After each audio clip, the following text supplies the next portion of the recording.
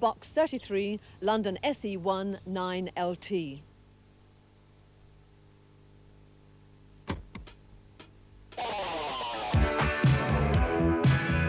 If you are just listening to music, the radio's great, but when you want to know more details about the latest reviews, gigs and gossip, you can't beat Oracle's Inside Track.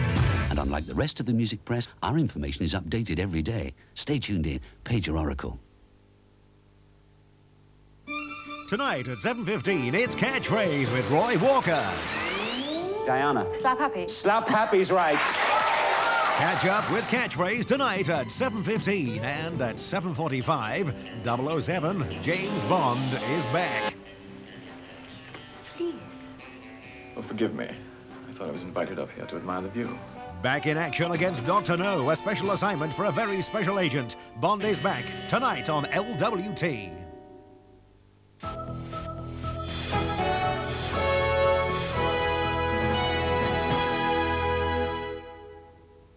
You're watching LWT. Now we join Fern Britton and Kieran Prendiville for this week's edition of the television show. And now, it's the television show.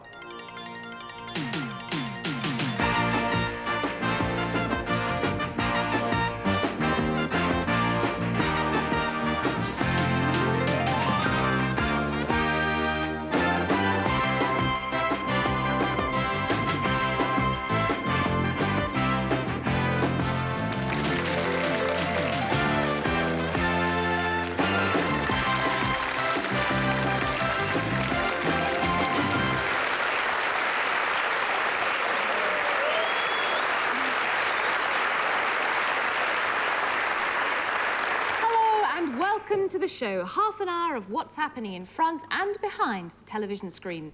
Michael Elphick, star of Boon, gets off his bike to join us live tonight.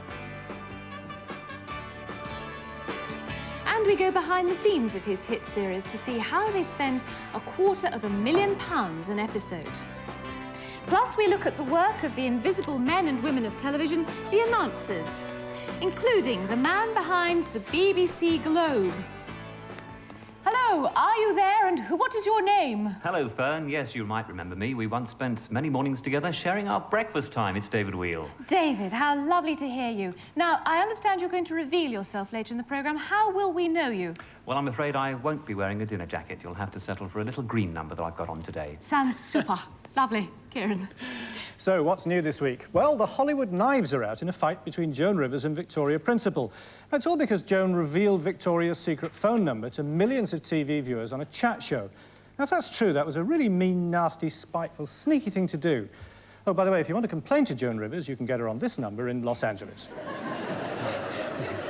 I'll give you Kieran's number later. Also in the news, earlier this week, Industry Minister John Butcher said that late-night TV is turning our children into cabbages. Mr. Butcher would like to see a warning message put across our screens.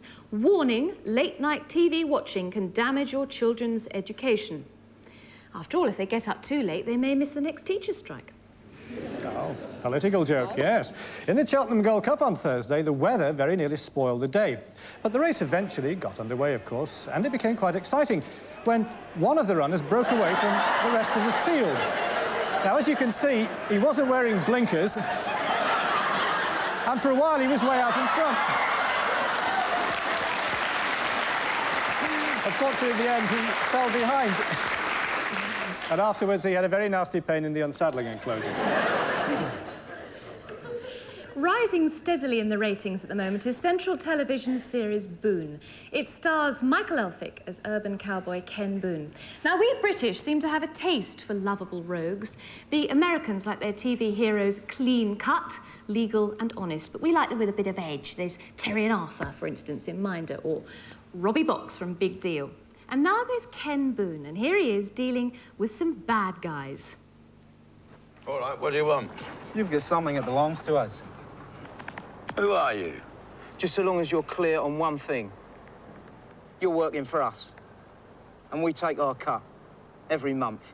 Let me tell you something, son. I work for myself. I don't pay a slice to anybody. Anyone gets on my back, they get a rough ride. Got it?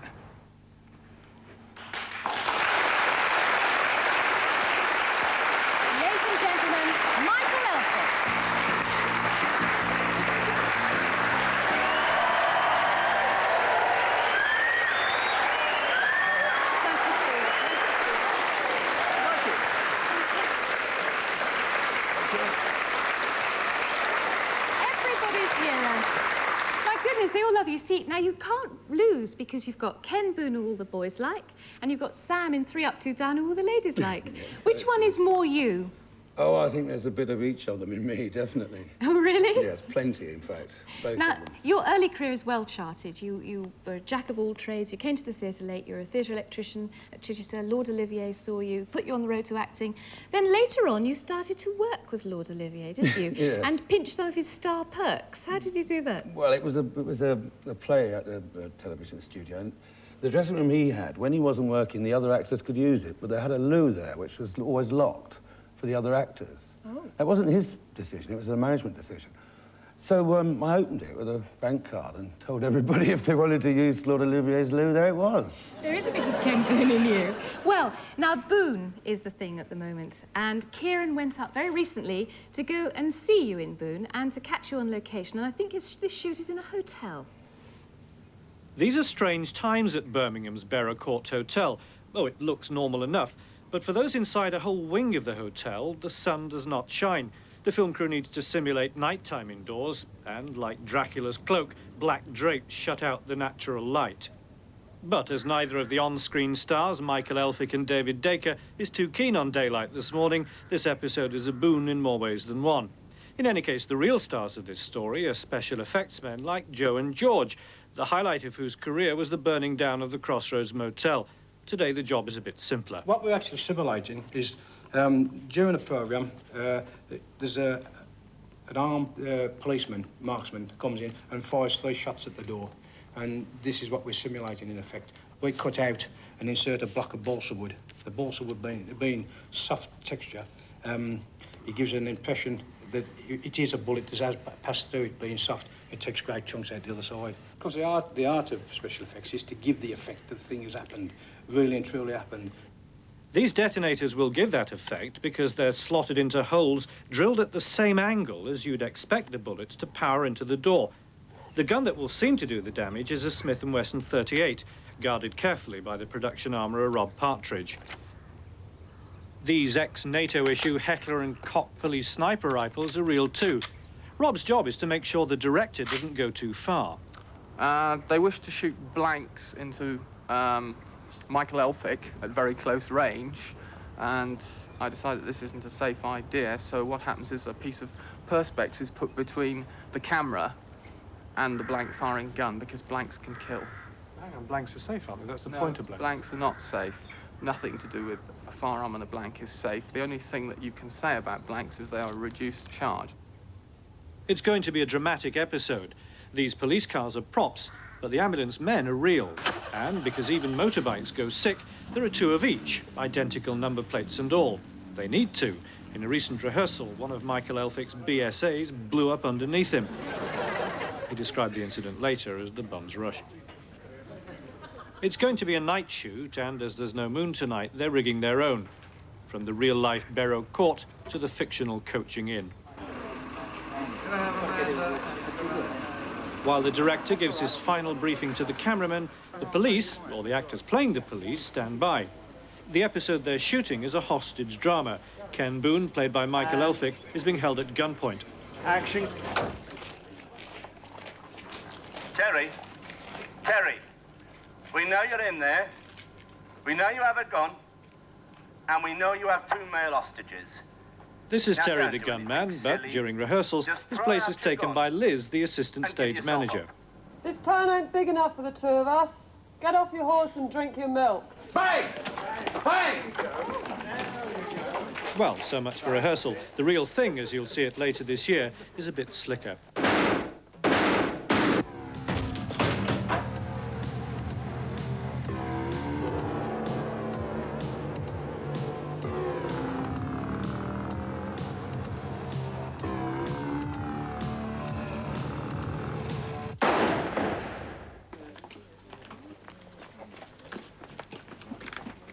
Well, is this the end of the line for Ken Boon? That's not the end of the line for Ken, is it? No, I survived that, just about, yes. Michael, you're a big star now. I mean, have you noticed a change in people's attitude towards you, people you know especially? Yes, I have slightly. As I don't know, I always want to say, look, it's only me, mate. It's only me. You know, you knew me before all this happened. But sometimes it's a very odd reaction.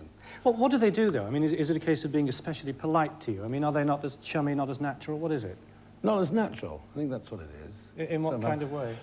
Well, I mean, sort of overdoing the sort of care, you know, if you've got somewhere to sit, whereas, you know, normally it's all right, what you're having and all that. Yeah. It's a care, but it is strange coming from close friends. What about your own behaviour? I mean, has it changed? Well, I hope not. I really do. I wouldn't know if it had. No one said so. Could you see yourself perhaps becoming a hell-raiser? I mean, you often play characters on screen that raise hell. I mean, do you fancy yourself as an Oliver Reed at all? No, not really. I think it's been done, isn't it? OK, but I know that you did play the prima donna once, if that's the right expression, when you shut yourself up in a dressing room and refused to come out. What was that? Oh, well, that was to do with money. That was, you know... No, it was very serious. It was on a series, and we hadn't been paid for the first episode, and we were already in the studio on the second. It was about a month gone. You know, who's going to tolerate not being paid for a month? I mean, unless you have that arrangement. So I just sat tight until they forked the money up, which they did. Oh, I'm glad to hear it. Well, listen, we want you to stay around for the second half, but look, for what you've done so far... hang on to that.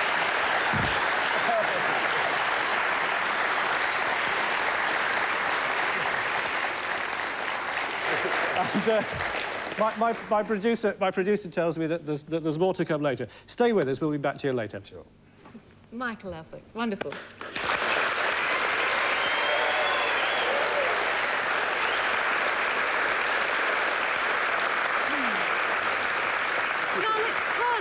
Away from programmes on television to the bits that go between them, the continuity announcements and announcers that TV companies use to present their station image, and all have very different ideas how to do that.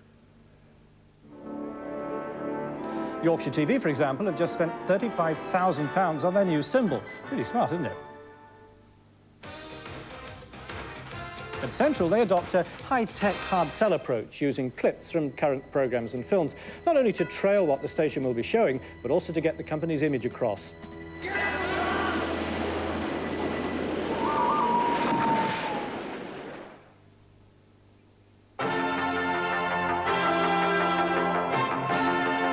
Now, Channel 4's identity, of course, is their symbol, and they've got 36 versions of the basic number 4, and off-screen announcers with a touch of quirkiness. Now, in Wales, of course, they've got S4C, that's the Welsh Channel 4. It's bilingual, and so are the in-vision announcers. Now, Exer. Wel, dyna chi un o'n rhaglenni ni nes ymlaen, ond ffilm sydd gennym ni rwan arhoswch efo ni. If you've just tuned in, welcome to Wednesday on S4C, and you're just in time for tonight's Wednesday movie.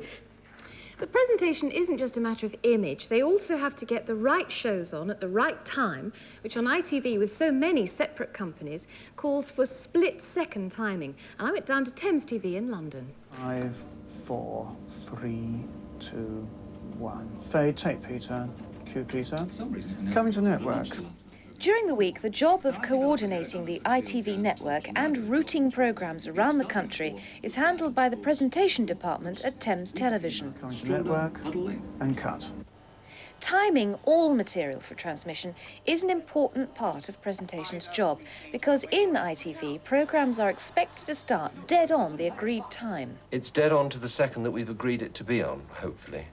I mean, Coronation Street does not start at 19:30 each night. It might start one night at 9. The object of the exercise is to get to news at 10 on time. We try and balance the gaps between the programmes throughout the evening. Counter slide Y on a mix. Even a few seconds gap would lose viewers, so the aim is to keep the screen moving at all times. And mix, fade sound, Q2, cut. Continuity announcers are often used to fill awkward gaps, a job that demands special skills. About a year ago, we had a massive breakdown, unfortunately, to the network coming from here. So I filled for 4 minutes, 35 seconds. That is a very long time in vision with no warning. But I got a nice little message from the boss upstairs saying, well done. I then said to him, can I invoice you for a new pair of trousers? He said, certainly not, but I'll pay for the dry cleaning. They won't pay for the dry cleaning, you know, if you never see the trousers, will you? Sorry about the little glitch earlier, by the way. Isn't live television fun? It's wonderful. Isn't it fun? OK, we're going to take a break now, but in a moment we'll be going to the other side of the TV world, literally, as we talk to the man behind the BBC Globe. And Nina Mishkow gets her teeth into the British Academy Awards. We'll see you then.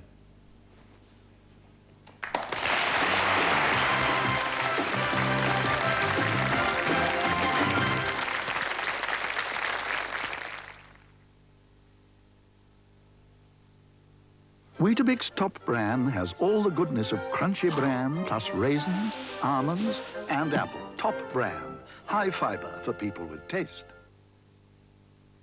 At Barclays, we understand that businessmen often need more than just our money. That's why our managers visit thousands of businesses every week. That's why we have teams of specialist advisors. And that's why we spend so much time getting to know your plans for the future.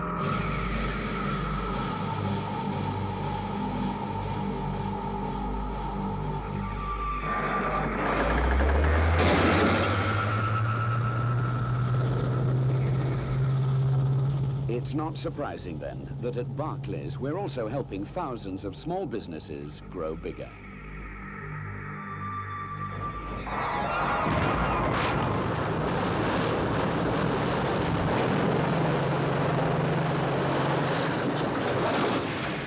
Helping many of the country's most important industries become even more successful, and committing a massive £16 billion to building up British business.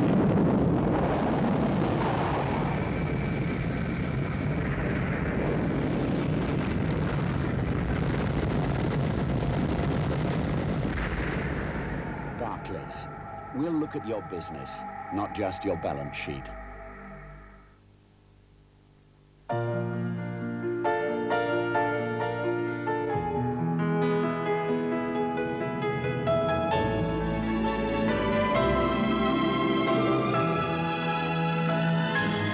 You can eat toffee in anything, but once.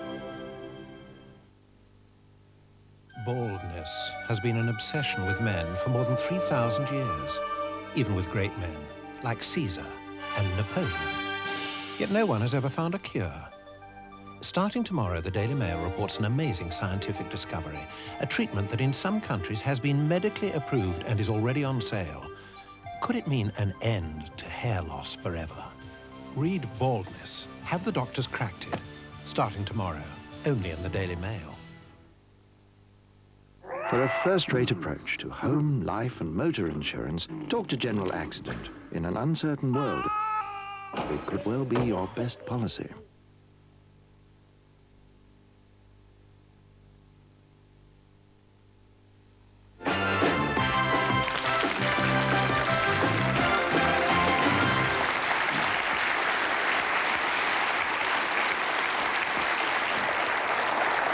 Hello again. Well, we've just seen ITV presentation in action there, putting on a commercial break. But now we're going to cross the Great Divide to the BBC, where their announcers hide behind the big globe. That's the big globe. David Wheel at Television Centre, why do we never see you? Would you frighten the children? Well, I think so, Kieran. But if I press this little button here, you can, in fact, see me. A rare and blessed sight, David. Yeah, that's a strange-looking studio you're in. Well, in fact, it's Philip Schofield's. I mean, during the afternoons, he presents our children's BBC programmes from here. That's why you can see all these little pictures here. But we use it during the mornings and the afternoons, up to Philip, and then in the evenings again. Let's just talk about the black globe for a moment. I mean, what's the thinking behind that globe and the black background on it? Well, in fact, it's more flexible in a way. It's timeless. You can introduce a sad item, you can introduce a comedy item like the two Ronnies. And if things are going wrong, we can sit on a symbol rather than look at me getting rather worried. Right. Now, the thing you keep having to do, of course, is to say goodnight at the end of an evening. Do they give you a script for that, or do you ad-lib it? Well, on BBC One, that's the sort of the formal side of the BBC. We have to play the national anthem, so yes, we do tend to script that. But BBC Two tends to be rather informal. For instance, I had to close down a couple of months ago in our rather cold snap that we had. And I mentioned that it was time to put the cat out, but unfortunately that upset quite a few people. So the next night I had to make sure that the cat was staying firmly inside with me. And then you put the announcers out a couple of weeks later. That's right, yes. David, it's very kind of you to join us. We'll let you get back to your day job. Ladies and gentlemen, David Wheel at the BBC. Thank you, sir.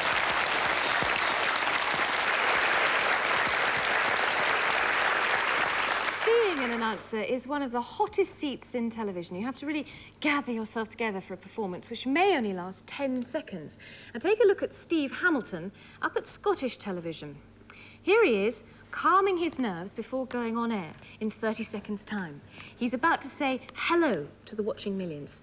If he can settle down, that is. He's got about 15 seconds to go. Check your pockets. They're all right. Yes, Steve. Cuffs, fine. Glasses are fine, Steve, honest.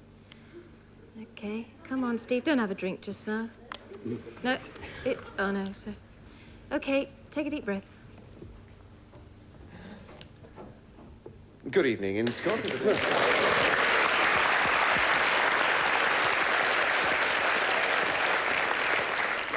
Now, later tonight, British television has its equivalent of the Oscars. They're the annual awards of the British Academy of Film and Television Arts, BAFTA for short.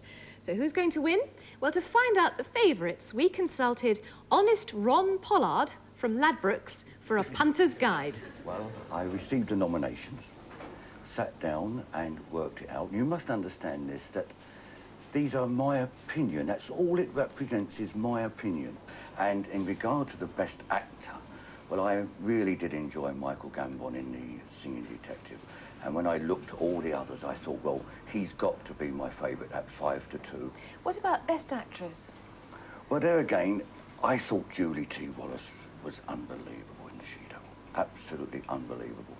And so she was clear favourite, one of the shortest favourites. And do you like the comedy programmes? I found that the comedy series was the hardest of the whole lot because, I mean, there's 6 runners there, and I couldn't even find a favourite. I love Just Good Friends, and I'm into election betting, and so, yes, Prime Minister appeals to me. So they're both 7-2 co-favourites, but any one of the 6 can win. And Best Light Entertainment Programme, what makes you laugh there? Well, I don't see so much of this, but I thought Victoria Wood is tremendous, and of course Smith and Jones, so they're my 3-1 joint favourites. But I would like to say this, that there's no odds-on chances and there's no 20-1 chances because the standard of television in the United Kingdom is so great, and I defy anybody to pick the winners in an accumulator. So it's Michael Gambon and Julie T. Wallace, Victoria Wood, Smith and Jones, plus Yes Prime Minister and Just Good Friends. Well, let's see if honest Ron is right. In the meantime, what do you think, Michael? Who would you put your money on? Well, I'd agree with Mike Gambon, but to be fair, I haven't seen most of the other programmes. So, he's got some money to put on it now, anyway. Yes, I have. But you watched The Singing Detective. You thought that was yes, it's lovely. Great. Well, we're going to find out later tonight. But first, with her own personal choice of TV awards and booby prizes, is the critic who is to TV what Hilda Ogden is to hair curlers. It's Nina Mishkow.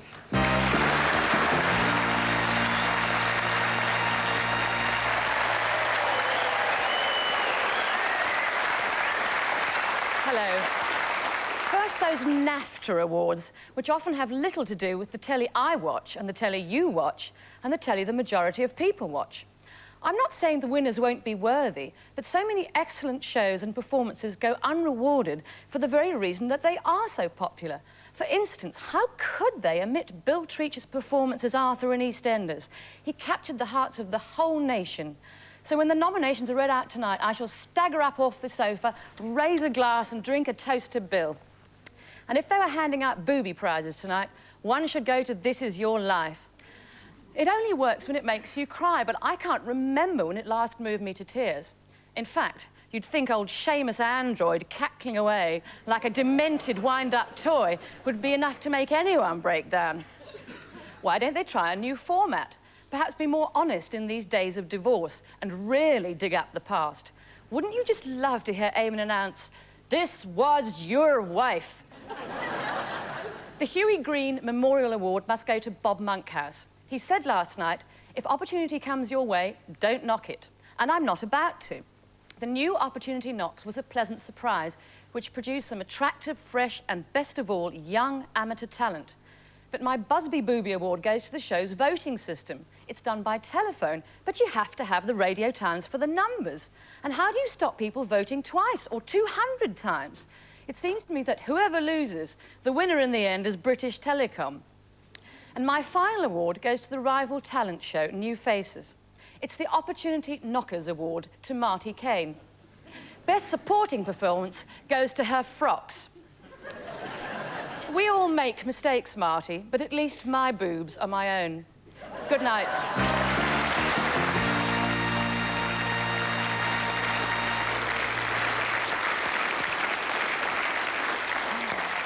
Honestly, my boobs are my own. I'm looking into that. No, but seriously. Next Saturday on ITV, Michael Parkinson becomes a chat show host again. His new show is called Parkinson 1-to-1. Parky describes it as a one-man show, devoting 45 minutes to one guest. As if to prove it, the first guest is Jack Lemmon and Walter Matthau. Matthau in particular is very funny, as with this story about a stage performance in Anne of 1,000 Days. I remember my first part in it was the courier to the Duke of Northumberland. My lines were, "I've ridden 38 hours and I'm dead for sleep. This is for the Lady Anne. No one's to know," and I collapsed. Now, in order to get collapsible, I used to do knee bends. And in Philadelphia, opening night, I did 65 more knee bends than I usually did. I came out on stage and I collapsed before I could get the So there, I was on the floor, and I said, "I've ridden 38 hours, and I'm dead for sleep, as you can plainly see."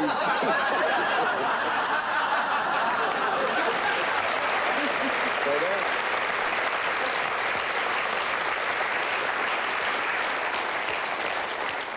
Well, I'm glad to see Michael Parkinson back doing what he does best. Michael, you worked with Walter Matthau, didn't you? Yes, I did on a Polanski film, Pirates, filmed in Tunisia. He's a wonderful man. He's exactly like that. He's just magic. Got a terrific face, isn't it? I mean, you just look at it and you want to laugh. Mm. Well, he did. I mean, when we were in a studio that was just being built, there was a lot of Tunisian workmen, all with the, you know, the sheets up here and everything all very serious. And he used to go, "Hiya, boys, how's it going?" Like sort of street talk, and they'd all laugh. You know, them all laughing. No one understanding a word, no. Just him. But what about your own face? I mean, do you get tired of people calling it crumpled and rumpled? I don't really. They're quite funny, most of them. The best one I had, I think, was "It's not so much lived in, more vandalised." I've got to step in, and that's all we have time for this week. Thanks to Michael Elphick, David Reel and Nina Mishkow. Till next week, just you watch it.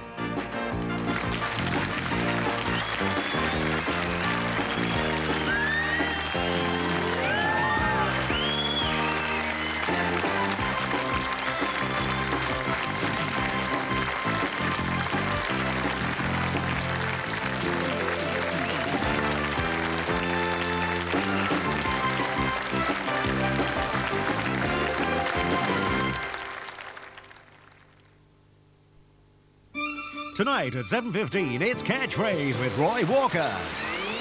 Diana. Slap happy. Slap happy's right. Catch up with Catchphrase tonight at 7:15.